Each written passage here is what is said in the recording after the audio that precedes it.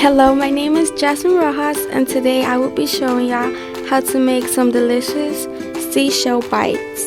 The ingredients you will need is 10 baked chips, half a cup of raw spinach, 2 ounces of fat-free cream cheese, 1 large strawberry, and 2 tablespoons of avocado. Step 1 is to chop up your spinach and strawberries with a butter knife. Once you're done, you will want to add it to a bowl.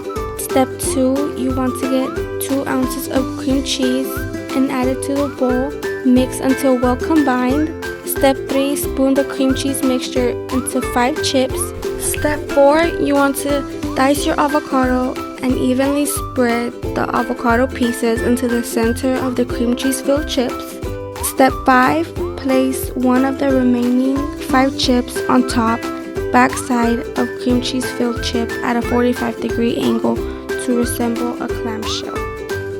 Step 6, enjoy this tasty treat.